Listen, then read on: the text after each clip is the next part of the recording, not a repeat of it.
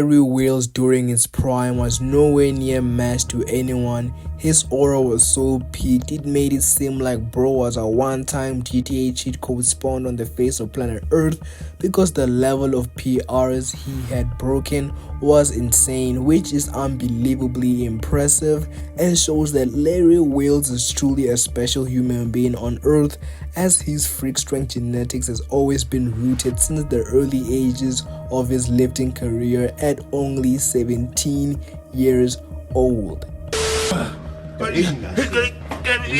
Larry Wheels truly stands out as a unit, as even after his retirement within the sport of powerlifting, he still is doing one of the most unimaginable things a man of his size could even do, like calisthenics, and also dominating other fields of sports like sumo wrestling, bodybuilding, arm wrestling, and slap boxing. In this video, I will be straight on glizzy riding Larry Wheels on his achievement within his entire life, so make sure you like, comment, subscribe, or this bad boy will be inside your toilet while you take the little doo-doo. So enough yapping, let's get to the video.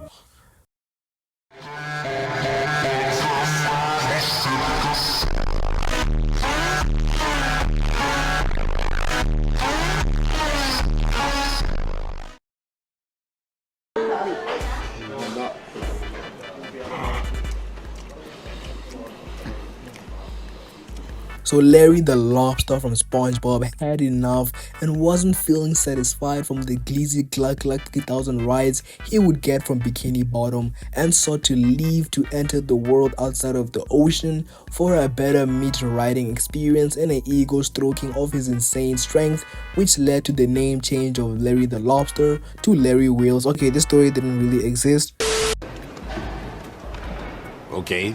Larry Wheels, whose real name is Larry Williams, was born on the 3rd of December 1994 in the Bronx of New York, and was raised in a financially struggling household, and would be spending most of his childhood in foster care or homeless shelters with his mother for several years. So where were you born? Well, I was born and raised in Brooklyn, New York, and I didn't pick up lifting until I went to St. Martin, which is a French Dutch Caribbean island south of the US. And I spent about 2.5 years there. How old are you at this point? I was 14 when I moved there. Okay. And see, I couldn't go to school there because I didn't speak French, I didn't speak Dutch, and there was only one English school on the island, and it was private. We couldn't afford it. So the only option was to learn these two languages, wasn't gonna happen, or go to this English school, couldn't afford it. So I had nothing but free time, some bullying, get taken advantage of because they thought— Wait, who's doing you were doing the bullying, or you were getting bullied? I was getting bullied. So no way. Yes, I was. Were you like a late developer? Absolutely. Yeah, late developer. Also, in the States, I didn't deal with any bullying. I was almost like the class clown in the States. I was always the person trying to make everyone laugh, have a good time. I mean, I was usually loved by everyone. That was never something I had to deal with in the US. But when I moved here, see, I was a target because they assumed, because I was from New York City, not just the US, I was wealthy, right? And the kids on this island, they thought that, okay, if you're from New York, you have money. So they just looked to me to take the money that I would have, like my spare change, literally my spare change. And there was a language barrier as well, which it didn't help me making a connection with any of them. Very few of them actually spoke good English. They didn't have to, as it was a French and Dutch island. I was living on the French side, for those who are curious, living in Grand Casse. I actually lived in a great location with like right on the beach. It was a really tiny island though. And the reason we left was because my mom was working as a waitress. She couldn't really afford it. She didn't have any real opportunity there. And thankfully, she came back to the US. I did not want to settle down there. It felt like I was gonna be stuck there if I were to stay there. So she took me back to the States. And before I get too far ahead of myself, the reason I started lifting was because of the bullying and because of the free time. Okay, so I was too young to go to a gym. You had to be 16, I was 14. I gathered some cinder blocks from around the neighborhood, which was everywhere. There was constant construction going on, and a broomstick. Put that together, made a makeshift barbell, and for a 14-year-old Larry, that was more than enough weight. I didn't need all the plates in the gym. Got a pull-up bar set up in my door frame, and I made it work. I used YouTube to educate myself on what exercises to do, and I just did biceps and chest every day. Larry will spend most of his life learning things on his own because he had an absent father to keep him accountable of his wrongdoings or mistakes. Larry Wills had no positive path to take being the position he was in, so he decided to not care as much in life and began doing recreational drugs, as far as all the drugs besides heroin, as he said. Larry Wills had a friend at that time who would do drugs with him and was an easy bad influence upon Larry Wills, and had convinced Larry Wills to take testosterone at the age of 18, which is a very crazy person, like excelling from recreational drugs to steroids is another level of, wanting a bigger hit. Yeah, so see, when I was 17, the friend that I was my workout partner and this person I spent all my time with, see, we would party everywhere, right? We would go out every other day. I was experimenting with drugs at the time. I tried all the drugs, had a lot of fun doing it, but I realized that he was going down a very dark path. I could see it in him, right? He was changing before my eyes, and it was just getting worse and worse. And of course, naturally, so was I, because I was spending all my time with him. And he suggested that I try taking testosterone, and it didn't take very long for me to decide that was a good decision. 17. Yeah, at 17, yeah. Didn't take very long for me to think, this is a great idea. And that's exactly what I did. I started testosterone at 17. Was there a noticeable difference? Yeah, I mean, I went from maybe 95 kilograms, like 110 in 2 months. So it was a night and day difference. A lot of that being water retention. I was a bloatfish, super bloated. But I loved it. I felt so much bigger, felt so much stronger.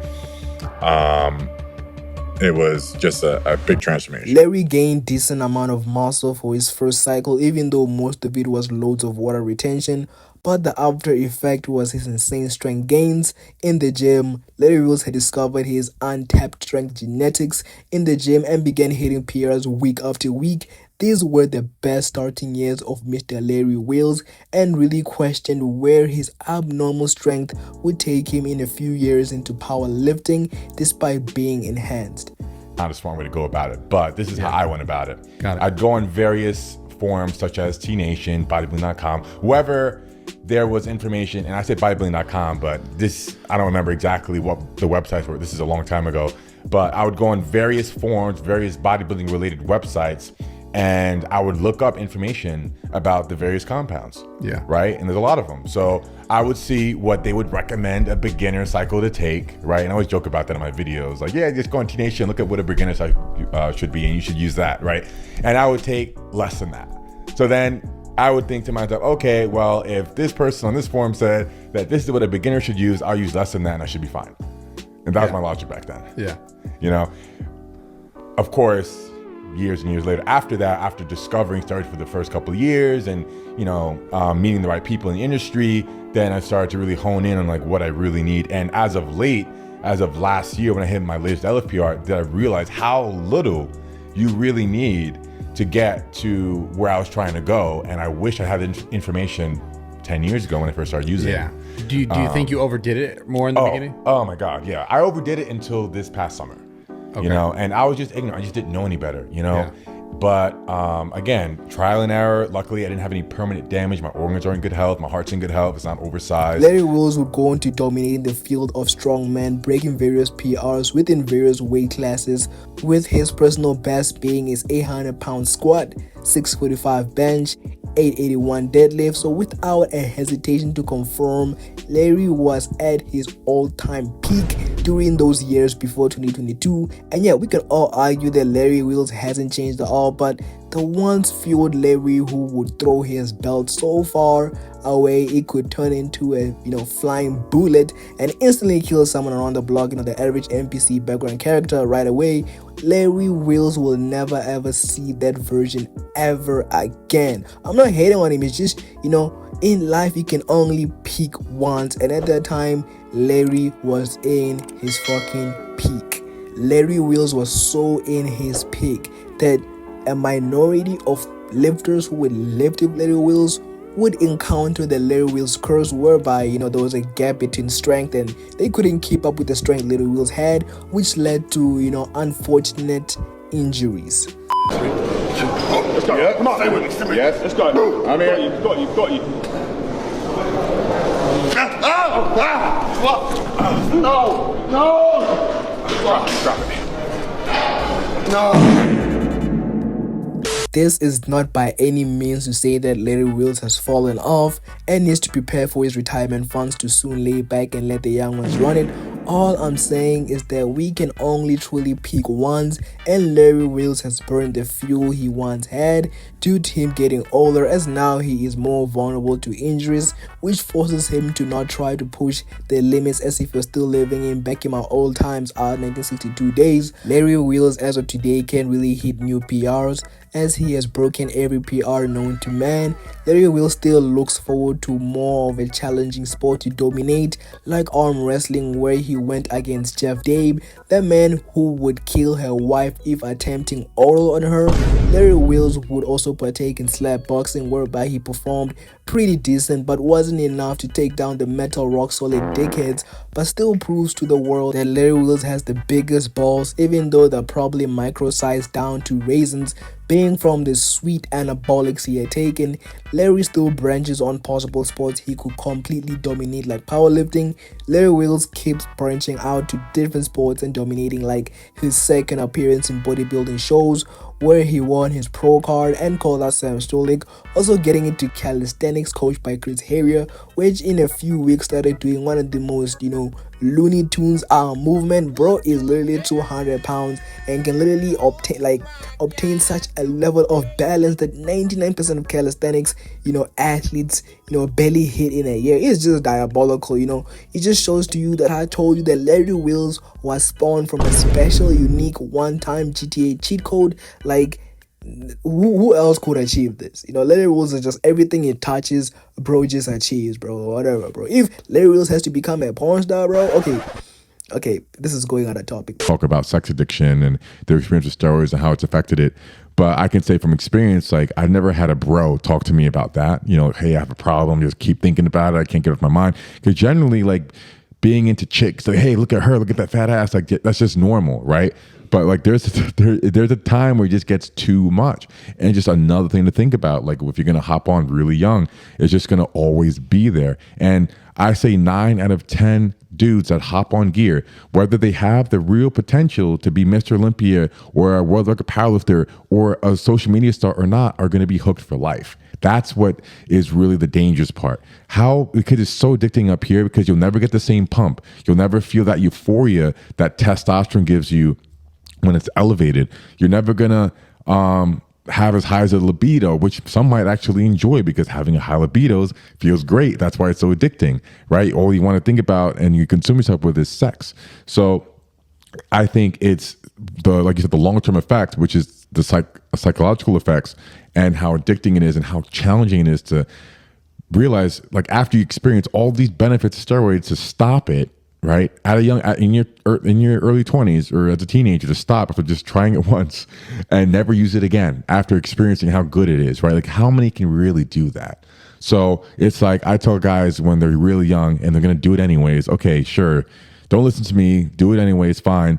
But if you do it, you're probably going to be on it for the rest of your life. Like, you're probably never going to stop taking testosterone. Larry Wheels remains a legend in the industry. No, I'm not saying he died or whatever. I'm just saying that as of today, he remains a legend in the industry for his insane accomplishment and success with social media content. And it seems that Mr. Larry Wheels will never rest to only have powerlifting being the only thing he would brag about to his grandkids or fans that he peaked at. So make sure you guys like, comment, subscribe for more mini documentary D-writing videos. Watch the video at the top left corner for more epic moments in fitness. Enough with the glizzy writing. My throat is goddamn sore, bro. Peace. Bye, have a great time.